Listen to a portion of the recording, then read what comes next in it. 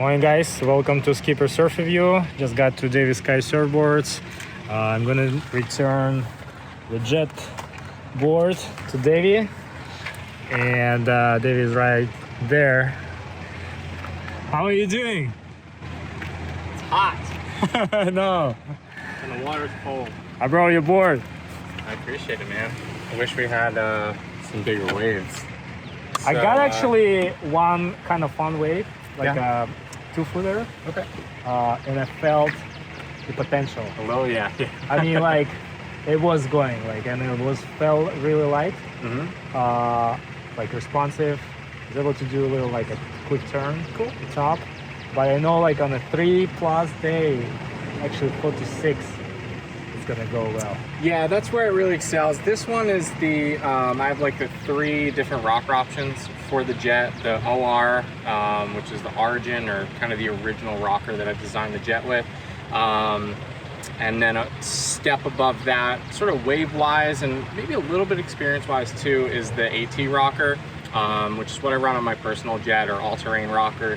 A little more versatile overall, a little bit less speed off the tail, but it's going to take the whole wave range of the jet and boost it up. So that one really, I think, is the 4 to 6 range is where it excels. The OR rocker definitely handles up to 6 foot head high, no problem, but 3 to 5 is really where it truly excels. And if it's over 5 foot, you're getting to 6 foot and it's dredging hollow. I mean, it's really good for those fast, racy days that are kind of closing out and you don't have much time to turn. It really is it gives you an extra gear, the OR rocker. So when it's just race and try and find that one end section to hit, it's really great for that. And then the last rocker is the XP, or extra performance rocker, and that's going to take the whole wave range and again just boost it up kind of another foot, 5 to 7. And again, just a little less speed overall, but better kind of hollow, high speed in the pocket performance. So yeah, this thing could definitely handle down to 2 foot, but pretty much any high performance design shortboard, it's a lot of work into it. I know. Right? I was tried to pump down the line and it wasn't going. In one, I tried 1 foot, it wasn't going.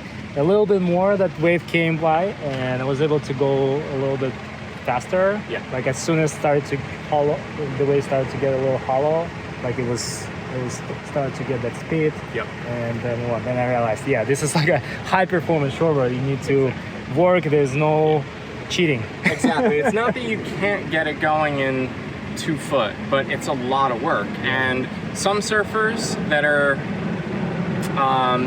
one, really good at just generating speed, and also surfers that just are maybe a little more performance shortboard minded, you can definitely get this board going and have some fun in 2-foot surf. But it's a lot of work, and I think especially with the array of boards that are and shapes and hybrid shapes and mid lengths and longboards that are available these days, and Fish's twins, all that fun stuff, there's just easier boards to ride that are going to deliver more enjoyment, more waves, more turning, more everything with less effort and less frustration. That's why we have for small waves the skiff model. Exactly. Thank you so much for letting me demo it. Of course, man. Hope whoever gets this next will score. Yeah, man. Yeah, hopefully we got some waves on the way. Yeah. Are you ready to let me talk? Yeah, man, I think I'm finally ready, I rarely ever, whenever I actually do a board for myself, I put it in the queue. And I kind of time it out so that, first of all, so that I don't go broke myself. Because if I build myself a new board every time I want to, I'd have no money left. So all my customers are the same to me, whether it's, every now and then I get an order from someone who's never stepped foot on a board before. That's pretty rare, but they just know that they are gonna love surfing, want to get into it, and want to get a quality board right away. 2, expert, super experienced surfers, but every one of my customers to me is of equal importance, no matter where they are on the ability spectrum, and I kind of treat myself the same way. So I'll put a board for myself kind of into the queue to build. But I did jump the line for myself with this skiff, because as you know, that's just the one board that I kind of can't be without, especially this time of year. So as soon as you said, hey, I need the board, I started building one for myself kind of right in the next batch. And I didn't bump one out of the queue, I just did an extra board this week. So yeah, man. Yeah, thank you so much. I am so honored actually to be able to have your personal one. Yeah, man. I've been seeing Marv. Yeah. Getting like everything like on the inside. Hey Marvin, if you're watching this, I got so jealous. That's why I'm getting this board, because he's been getting every wave from the inside. Yeah. And I get like, oh my god, I need this one. I need the skiff back. Yeah. So and yeah. That's the goal of the board, man, is to make just make surfing as easy as possible and maximize your wave count. But I think, as you felt with the board too, to not feel limited with the agility and maneuverability. And I think the cool thing with the skiff too is you can have two different approaches with how you're trying to get your waves, kind of like Marvin's been doing, and getting all those insiders that everyone's letting go by. And I have a good buddy, Matt. I'll say what's up to my buddy Matt too. He does the same thing, and I'll be patient. I'll sit on the outside, whether I'm on the skiff or a different board, and he's sitting 10 feet inside of me, just getting wave after wave after wave. And I'm waiting for that one bomb to come through. And meanwhile, he's had half a dozen waves. Yeah. But the skiff has so much paddle power too that you can sit almost outside with the longboarders too. Maybe not quite as far out, but pretty darn close. And you can pick off those set waves that come through too. The amount of glide is it's ridiculous. I just like, especially yours. Like I try Marv's. I think yours glassed a little different. Maybe more, you put more resin into it. It's heavier too, and I feel like it propels much earlier, like into the waves. Gotcha. Even like it's like a 1 inch.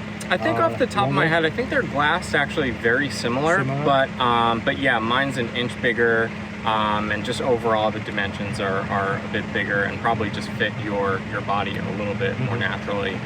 But that's where, you know, a custom board makes a huge difference in being able to match that, because 1 inch in a board can make a big difference. And yeah, you're still able to surf that 5.3, but the 5.4 makes everything easier, right? It just feels more natural, more connected to you. So, you know, and it doesn't have to be a custom board either, in just choosing your dimensions for even an off-the-rack board.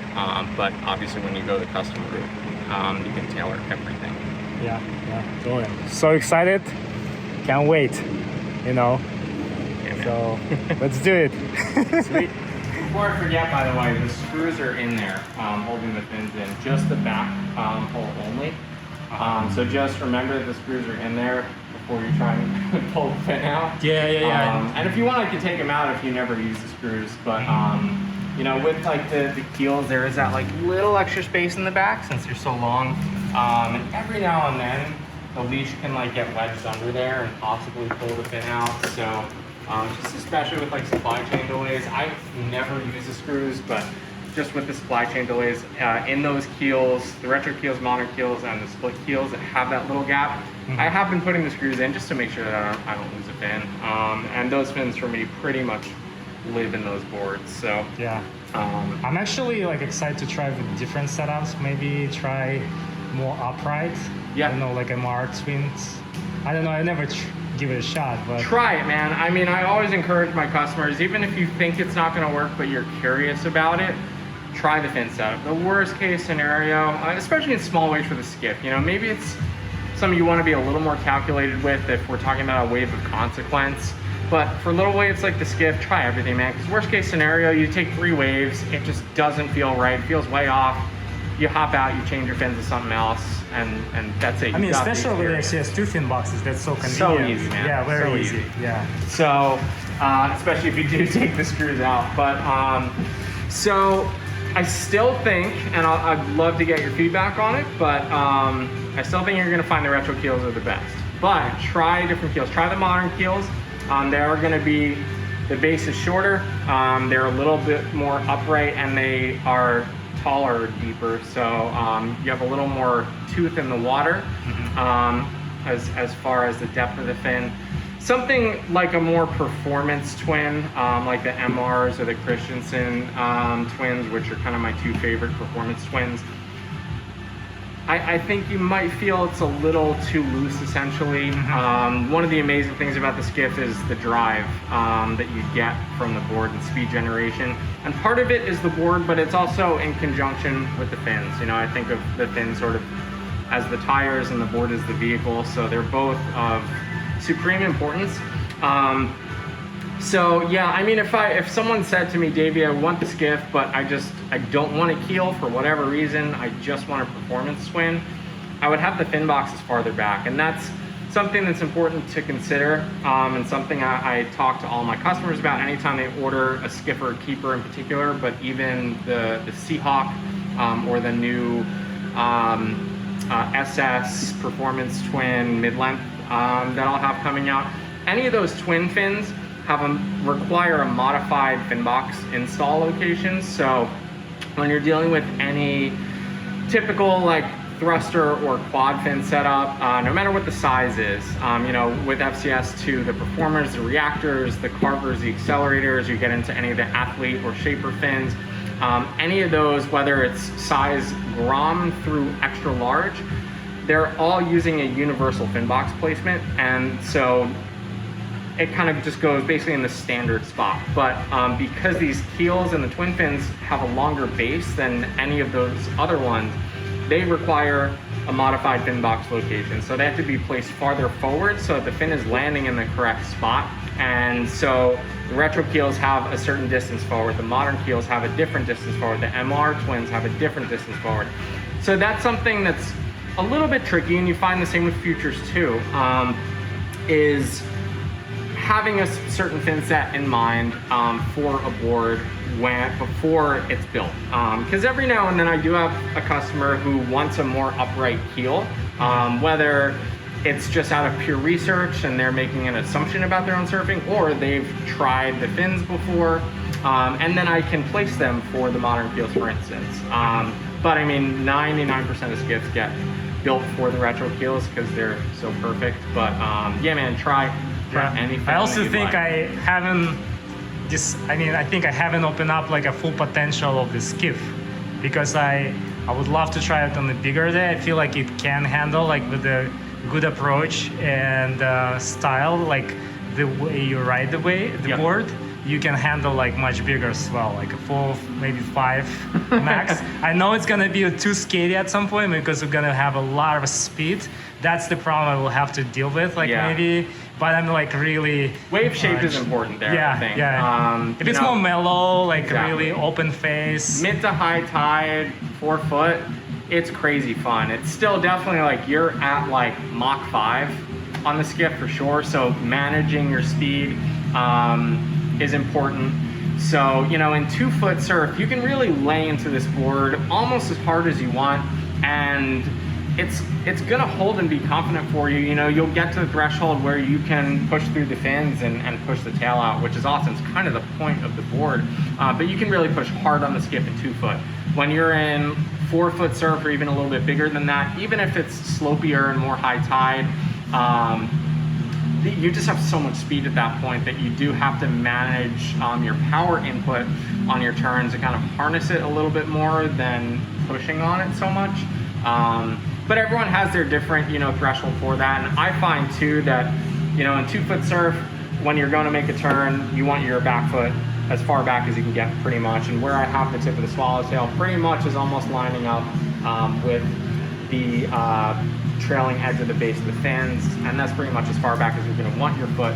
But in bigger surf, you usually don't want to take that step all the way back, because then you're going to pivot too much. And you need to kind of have your foot a little closer to the leading edge of the base of the fins. And that's gonna create a little bit more of a drawn out turning radius, but you're gonna be able to maintain more stability and control. So awesome. Yeah, foot placement is key, just like on any board. So stoked. Thank you so much, Dave. Of course, man. Thank you. Enjoy it. Take good care of it. Hi guys, thanks so much for watching. Like, subscribe to my channel.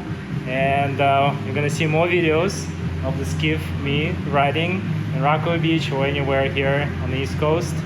Anything from half foot wave up to head high.